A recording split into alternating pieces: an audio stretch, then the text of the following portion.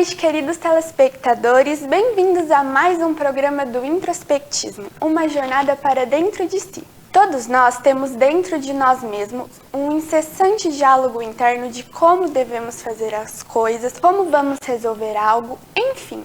Cada um particularmente tem esse diálogo. Talvez você nunca tenha percebido esse diálogo interno, mas isso nos afeta muito em todas as áreas da vida. Porque além de ser um diálogo incessante, começa a emergir conflitos internos que desencadeiam inúmeros problemas e psicoses em todos nós. Porque nós começamos a sofrer com antecedência antes das coisas acontecerem. E a chave que você precisa virar para sair desse conflito é ficar em silêncio. Mas o silêncio não é a ausência de ruídos internos, e sim o conflito interno.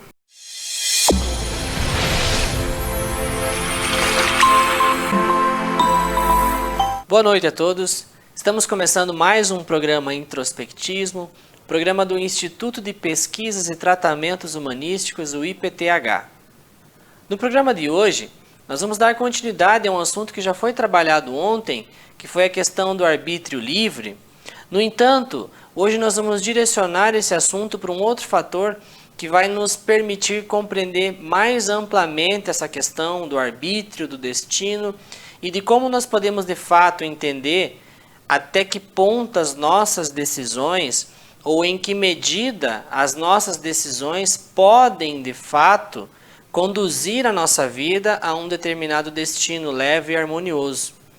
Porque muitas vezes a nossa compreensão de escolhas, por ser uma compreensão rasa e pequena, ela nos faz entender que nós somos capazes de ir escolhendo conseguir aquilo que queremos, o que não é verdade, ou ainda podem muitas pessoas acreditar que não vale a pena escolher porque ela está condicionada a algum tipo de fracasso.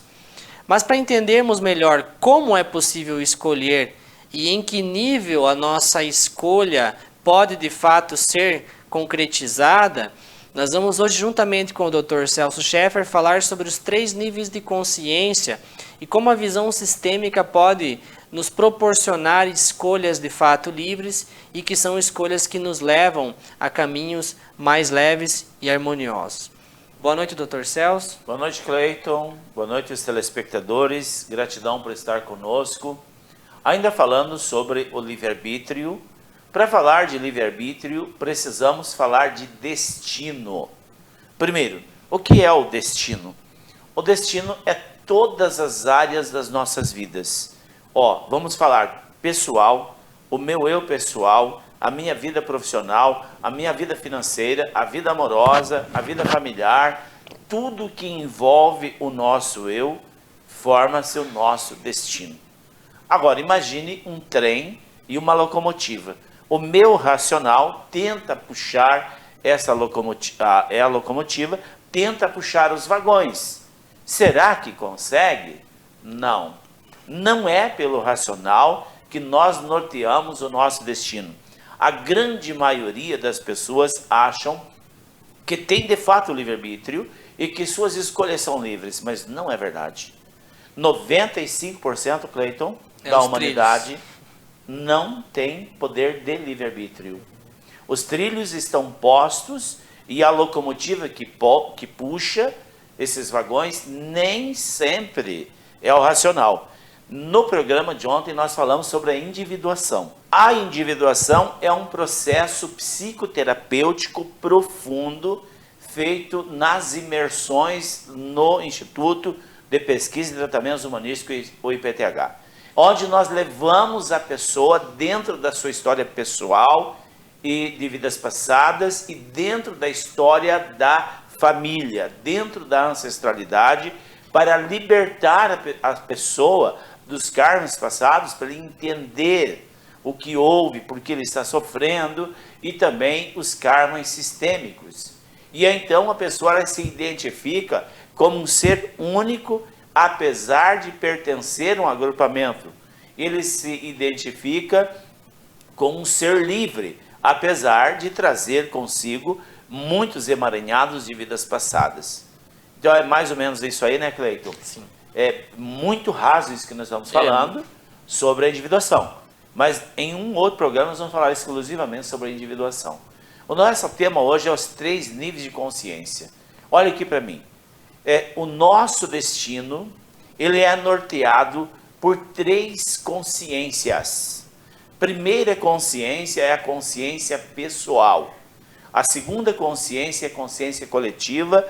E a terceira consciência é a consciência do clã, chamado também de consciência espiritual. A primeiro nível de consciência, ela é estreita em seu alcance, que é a consciência pessoal. Por quê? O que determina a consciência pessoal são as crenças populares e muitas vezes a cultura e algumas crenças religiosas. E normalmente essas crenças, elas tornam esta consciência totalmente limitada em seu poder de alcance. Vou dar um exemplo aqui, de como essa consciência se emaranha. Ela faz o papel de juiz, como eu já disse, ela diz isso é certo, isso é errado. Mas existe um certo e um errado absoluto? Não. Depende da cultura, depende do ponto de vista. Eu vou citar um exemplo. Nós aqui, brasileiros, nós temos uma esposa, isso é legal. Isso é o que a lei determina. No Emirados Árabes, por exemplo, as pessoas têm 6, 7 mulheres, o que puder sustentar. Quem está certo? É eles ou somos nós? Nós estamos certos, né, Cleiton? Por conta da nossa cultura. E eles estão certos por conta da cultura deles. É o sistema que estamos inseridos, né? É o sistema. Então, veja, não há um certo e um errado, a não ser nessa consciência estreita, a não ser a cultura do grupo que estamos inseridos. Isso aí, veja, então analise. E aí, tem uma outra questão que emaranha muito as pessoas. É sobre a vida e seus mistérios.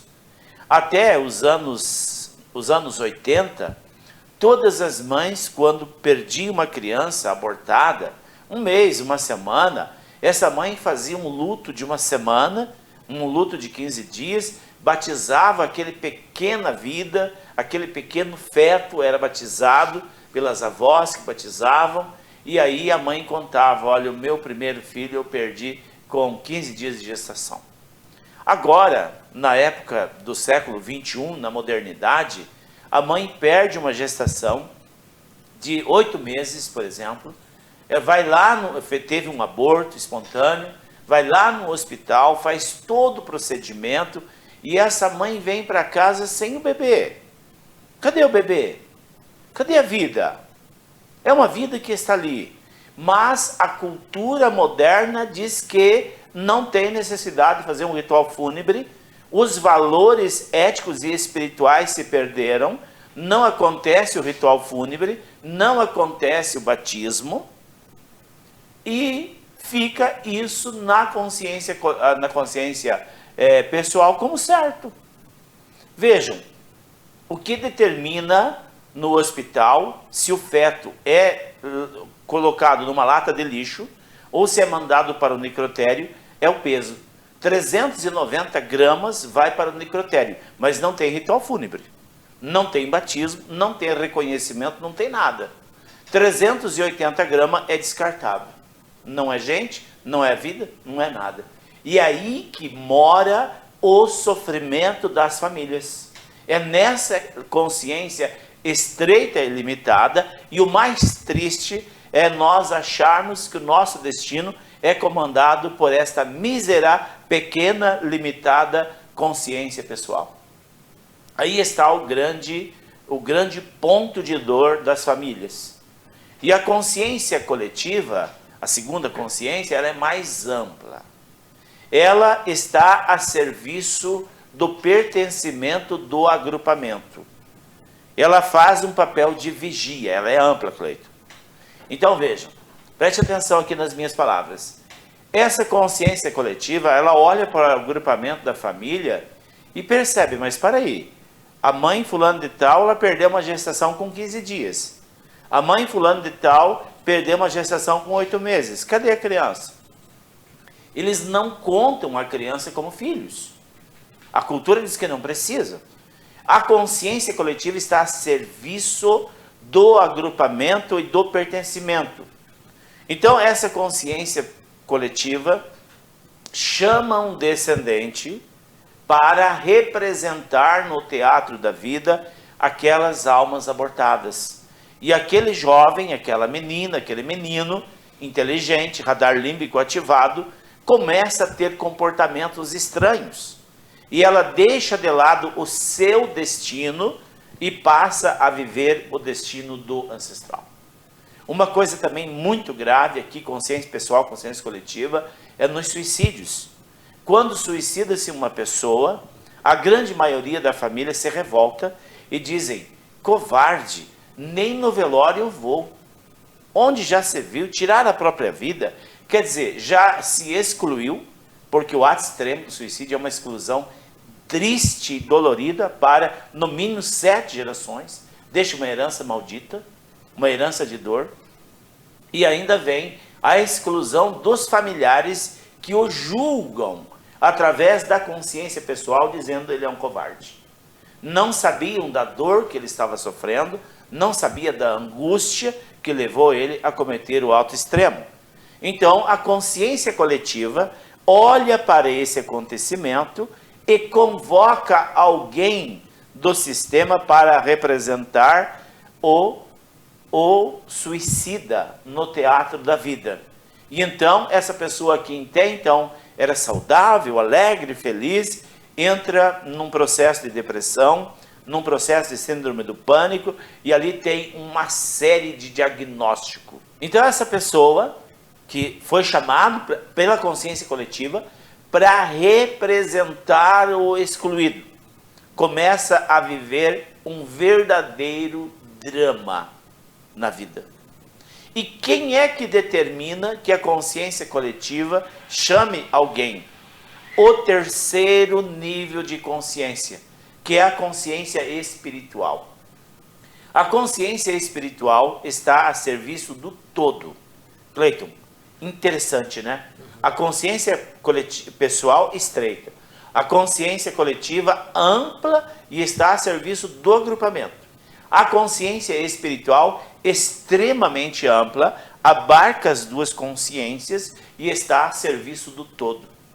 E quem determina, então, que essa pessoa até então saudável vai representar o suicida, por exemplo, ou o irmão abortado, ou o tio abortado, o primo abortado, alguém. Então, por exemplo, o tal do querer, a minha vontade, ela está no primeiro nível de consciência pessoal, mas atrás dessa consciência pessoal ainda existem outras duas consciências que estão decidindo por mim. Seria isso? Exatamente. Onde que está o livre-arbítrio, por exemplo, numa pessoa que é chamado pela consciência coletiva para representar um irmão abortado, para representar um tio excluído? Não tem escolha. Ele foi chamado e o livre-arbítrio não foi levado em consideração. Mas então essa consciência não respeita o livre-arbítrio? Respeita sim. É nós que decidimos nascer naquela família. Nós nascemos na família que nascemos com uma missão específica: curar o sistema familiar adoecido. E enquanto nós não compreendermos isso, Cleiton, não há livre-arbítrio.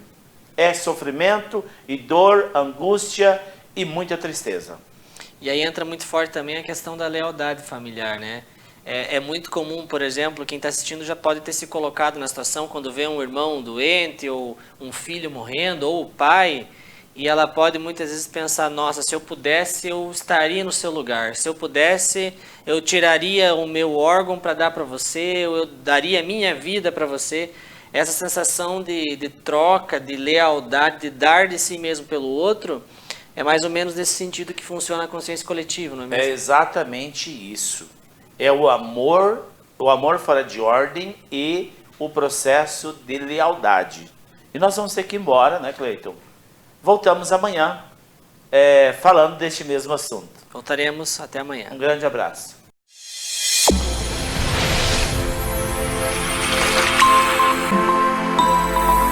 Chegamos ao fim de mais um programa do Introspectismo.